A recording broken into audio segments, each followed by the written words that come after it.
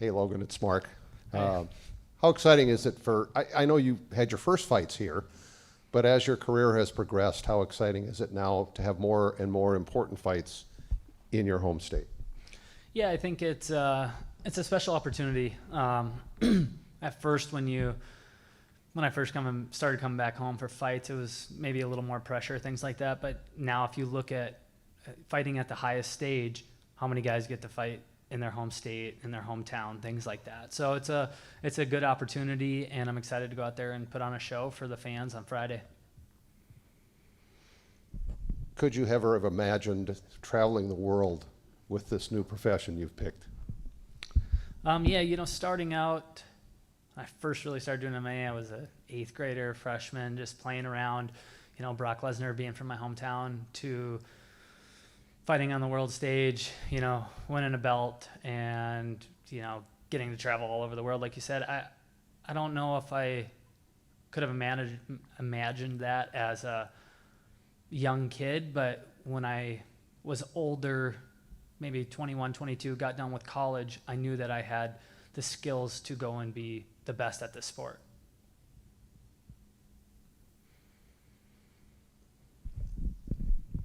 How do you prepare, and how are you planning to prepare to come in on Friday against a guy like Brennan, who's all the definition of chaos?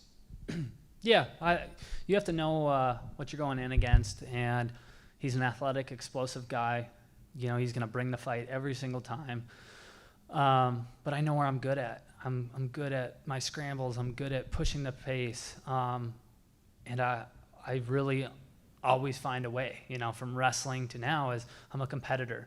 And I get to work with the best guys. I think I'm at the best gym in the world. And so you have to put a game plan together and be ready for that. And so for me, after the Amosov fight, I went back to the drawing board, had to look myself in the mirror, answer the tough questions, and get better. And so I'm excited to prove that on Friday. Now, if you go in and do what you expect to do, the Amosov fight, obviously I know you want that back, but what statement can you show this weekend to let Bellator know, to let the division know, to let the champion know, I'm coming, I don't care about previous records, I want this fight, I want that belt? Yeah, I think it's going to take probably two good victories and being dominant. Brennan's right there. If you look at the division, we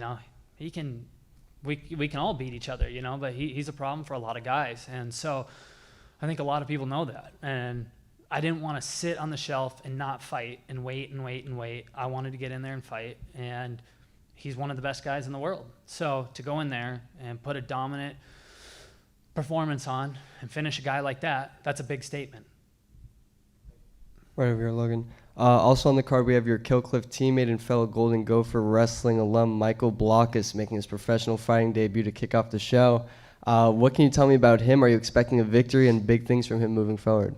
Yeah, so I helped recruit Michael to come to Killcliff after University of Minnesota. He lives with me now. And so I've gotten to see from when they came in, I think last year, they came in down and just played a little bit and didn't really go real hard rounds, to see that evolution of him now. It's a completely different fighter. And so your first fight there's always going to be nerves, not very many people ever get in a cage and fight another human, let alone, he's a young kid at 22, but he's a competitor, and but it is different the first time you step foot in there. But I know that he's well prepared, wrestling at that NCAA level against the best guys in the world. So he's going to be he's in good hands. We got him ready. But yeah, I'm excited to see his future. I'm sure you'll make some time on fight night to watch that fight, right? Yeah. So he'll be the first fight of the night. So I'm going to have to watch that one. Since his return, your opponent Brennan Ward has managed to rattle off 3 consecutive wins, all victories coming by way of second-round TKO. What is it about Ward's game that you believe has led him to have success within Bellator? I know you just spoke about his chaotic style and whatnot, but why won't he be successful against you? Why won't that work on Logan Storley? Yeah, I think for me, it's each matchup is different, right? When I fought Gracie, I stood on the feet for 25 minutes and didn't play into his game. When I fought MVP, I took him down and beat him up, I'm a guy that has a game plan, right? We're detailed. I got the best guys in the world, and really comes down to I find a way to put myself in my positions, win my positions, and that's what I'm going to do. Is I'm going to find a way to get to my positions and win those positions. This is a little off topic, but you did just mention the Neiman Gracie fight. I just wanted to ask you, I feel like that's one of my favorite, maybe top 5 Bellator fights of all time. You and Neiman Gracie, it was billed as the battle of ground supremacy. You guys didn't touch the ground maybe once or twice. Is that your favorite one of your own fights? Yeah, I think for the step up, you know, he was ranked number 3 or 4 at that time.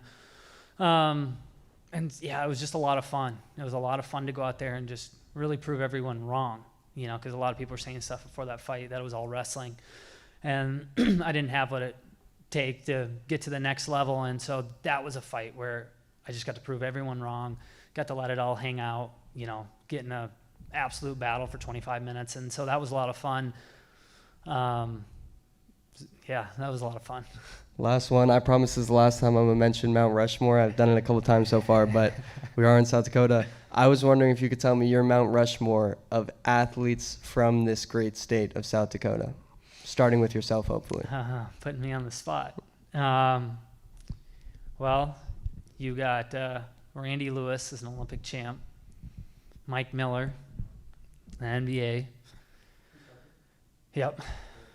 You got Chad Greenway, you know, played 13, 14 years with the Vikes, long time. You got Brock, former champ. What is that, 4? Yeah, that's it. Dang it.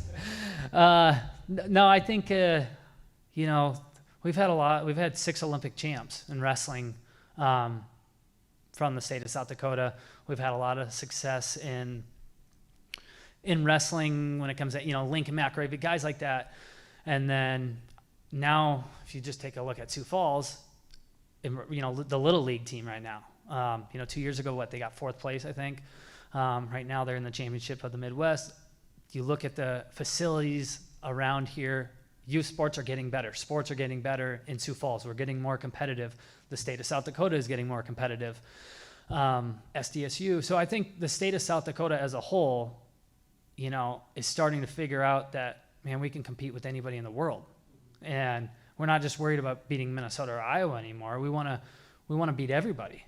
And we have the facilities, you have the training, you have the guys. And so that's what I think is exciting for South Dakota in all sports, especially in the youth sports, is they're getting that opportunity to get taught by the best people in the world and have the facilities to do it. So I see it'll be fun to look back in 15, 20 years and talk about a Mount Rushmore and where these young kids, you know, where they're at and start getting more people in professional leagues across all sports. Hey, Logan, Patrick Dano with Combat Sports UK. How are you today? I'm doing good. Good. So all of Ward's finishes come in the first 2 rounds of the fight. Are you planning to test his cardio and drag him deeper into the fight? Yeah, that's another thing. You know, I just got done with, 3 25-minute fights since I fought Gracie in February of, I don't know what it was, 21, 22? 20, was it 22? Yeah. So February 22, that's 75 minutes in the cage. That's a long time. And competing against, you know, at that time, probably the top 4 guys in the world, 75 minutes. It's tough, you know, but I've been in there, I've done it, and I don't think anybody's really made him wrestle super hard yet. And he's kind of bullied people, pushed him over. At the end of the day, this is fighting. Anything can happen, right? Anybody can get hit with anything. We're well aware of that. But when that doesn't happen and a guy doesn't fold over, well, then you're going to find out.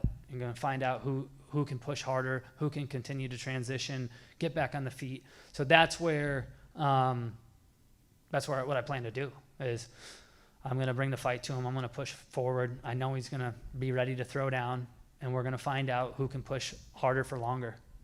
So alternatively, all of Ward's losses come by finish. Do you see yourself stopping this fight? And if so, how and what round? Yeah, I do. For me, it's really I got to get back to my finishes, and that's what I want to do, and that's a statement. That's proven why I'm ranked number 1, and to get back in that potential title fight. So that's what I got to do is go out there and put a pace, make it exciting, and put this guy away. Last one for me. So you and Ward both fought on the same card back at Bellator 274. Did you guys interact at all? And if you did, what did you think of him? Did you see him as a potential opponent in the future? No, I mean, we didn't have, you respect anyone that gets in that cage with you. I don't care what they say. You don't hate anybody that you fight. That's all BS, because you respect them, and that's why you train for 8 to 10 weeks and get ready and cut weight and do things right, because you know that guy has the potential to beat you. But yeah, when this fight got announced, I was excited. I didn't want to sit on the sidelines. I was ready to go. I knew it was a tough fight, and so now it's time to go get that done on Friday.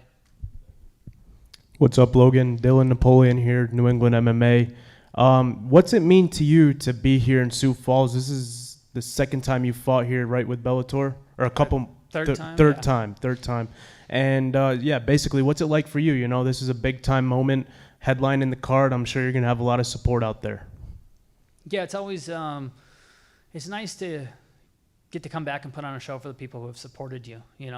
Most of my sponsors are from here, my friends, family, and people that will send you messages and pictures and things like that of them watching the fight is from back here. Like, this is my home. These are the people that have watched me since I've been a young kid, wrestling and winning state titles, right here. It's South Dakota, where I was born and raised. So for me, it's a big moment. It's to once again get to go out there and put on a great show for South Dakota and just prove everyone that like I said before, the best athletes can come out of the smallest places.